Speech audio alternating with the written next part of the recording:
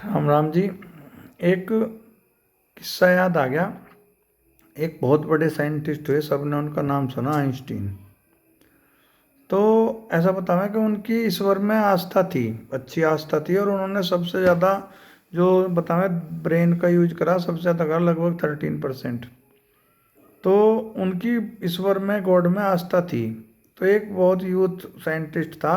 आजकल के टाइम में क्या है कि अगर कोई थोड़ा सा पढ़ लिख ले, वगैरह नहीं, भगवान कुछ नहीं, ऐसे बात करने लगे।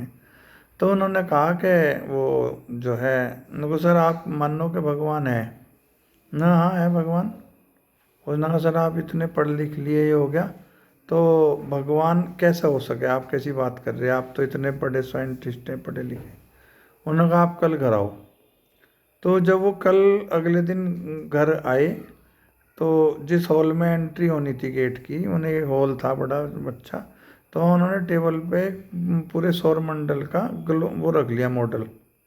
तो जैसे ही 9 घंटी बजी, तो घंटी आइंस्टीन खुद खोलने गए, वो अंदर आया, उसका वेलकम हुआ। उसने कहा अरे सर बड़ा सुंदर मॉडल रखा हुआ सौर मंडल का, ये तो बहुत सुंदर है। तो उसने कहा किसने बनाया? तो आइंस्टीन कहने लगे ना, किसी ने नहीं बनाया। उसने कहा सर कैसी बात कर रहे हैं आप, मजाक कर रहे हैं, किसी ने तो बनाया होगा। उसने कहा किसी ने नहीं बनाया। उसने कहा सर ऐसा कैसे हो सके, किसी ने न बनाया? उसने कहा जब मैं कह रहा किसी ने नहीं बनाया, वो कह रहे सर हो ही नहीं सकता कि अपने आप थोड़ी बन जाएगा। तो उन्होंने कहा अगर एक छोटा सा मॉडल अपने आप नहीं बन सकता, तो तुम्हें क्या लगेगा कि इतनी बड़ी बड़ी सृष्टि है जो वो अपने आप बन गई होगी, और इसे जो अपने आप जो चल रही है अपने आप ही चल रही होगी, इसे कोई चलाने वाला है ही नहीं।